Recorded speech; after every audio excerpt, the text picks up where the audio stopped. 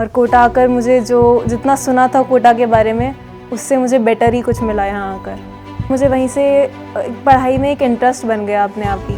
और वैसे टीचर्स का भी बहुत अच्छा सपोर्ट रहा। कभी मुझे कोई भी प्रॉब्लम हो तो मैं टीचर्स के पास ही चली जाती थी।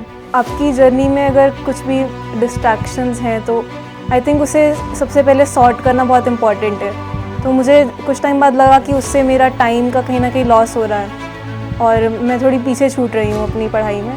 बैकलॉग हो गया है। मैं हमेशा अवॉइड करती थी ऐसे बैकलॉग इकट्ठा करना। हाय, आई एम लेरिशा।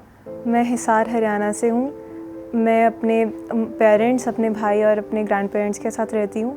मेरी मम्मा टीचर है और मेरे पापा इंजीनियर हैं। मेरा बचपन से ही मैथ्स में एक इंटरेस्ट था क्योंकि मेरे घर में बहुत सारी एक बुक्स रहती थी मैथ्स की, क्योंकि मम्मा टीचर थी।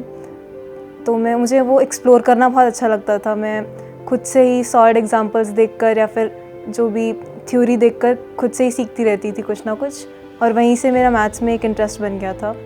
फिर जैसे 9th-10th के अराउंड आई मैं, तो मुझे ओलंपियाड्स के बारे में और जेई के बारे में जब मुझे एक्सपोजर मिला तो मुझे पता था कि मुझे यही करना है।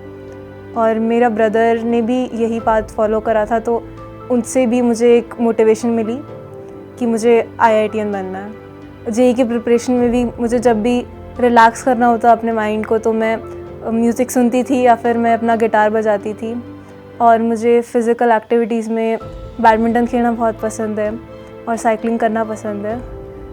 10th तक मैं बहुत सारी नॉवेल्स भी पढ़ा करती थी और कभी फ्री टाइम हो तो मैं पोएट्री भी लिखा करती थी। कोटा से मेरा पहला इंट्रोडक्शन हुआ जब मैं टैलेंट एक्स के SPS प्रोग्राम में आई थी इधर। मुझे यहाँ आते ही बहुत अच्छा लगा इधर का एनवायरनमेंट, और तभी यही डिसाइड हुआ कि मुझे 11th-12th कोटा से करनी है।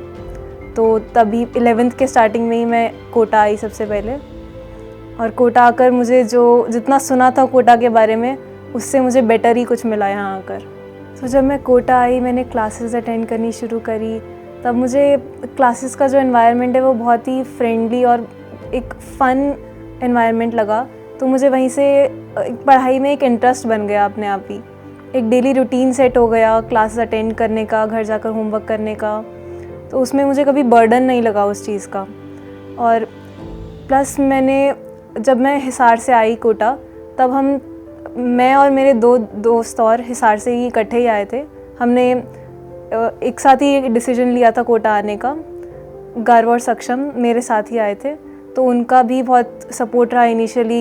एक अनजान शहर में 2 मेरे 9th-10th से ही जो मेरे फ्रेंड्स थे, तो उनके साथ भी मैं टाइम स्पेंड करती थी कई बार माइंड को रिलैक्स करने के लिए या फिर कुछ भी सपोर्ट चाहिए हो। और वैसे टीचर्स का भी बहुत अच्छा सपोर्ट रहा। कभी मुझे कोई भी प्रॉब्लम हो तो मैं टीचर्स के पास ही चली जाती थी, और मुझे कभी अकेला नहीं महसूस हुआ जैसे कोटा में। मैंने अपना एक रूटीन बना लिया था कि मैं क्लासेस के बाद सेल्फ स्टडी रूम अवेलेबल थे जैसे, तो मैं वहाँ जाकर ही पढ़ती थी अपने बाकी फ्रेंड्स के साथ भी। वो भी वहीं होते थे, तो मुझे एक मोटिवेशन मिलता था उससे पढ़ने का। और वहीं जब भी मुझे कोई डाउट आता था तो मैं टीचर से वहीं जाकर पूछ लेती थी। और वैसे मैं डाउट पूछने से पहले मैं पूरा ट्राई करती थी कि मैं खुद जितना उस पर प्रोग्रेस कर सकूँ वो करूँ, बट एंड में अगर मुझसे नहीं सॉल्व होता तो मैं पूछ लेती थी, उसे कभी पेंडिंग नहीं छोड़ती थी। और ये बहुत इम्पॉर्टेंट है क्योंकि वो डाउट अगर रह जाए और उससे कुछ भी रिलेटेड अगर एग्ज़ाम में आए तो आपके मन में वो रहता है कि ये तो मुझे नहीं आता। आपकी जर्नी में अगर कुछ भी डिस्ट्रैक्शंस हैं तो आई थिंक उसे सबसे पहले सॉर्ट करना बहुत इम्पॉर्टेंट है। उसको लेकर चलने से आपकी परफॉर्मेंस डाउन ही होती है।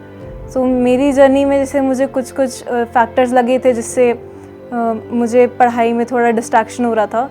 जैसे मैं जब कोटा आई थी तब मैं अपना स्मार्टफोन साथ में लेकर आई थी, तो मुझे कुछ टाइम बाद लगा कि उससे मेरा टाइम का कहीं ना कहीं लॉस हो रहा है और मैं थोड़ी पीछे छूट रही हूँ अपनी पढ़ाई में।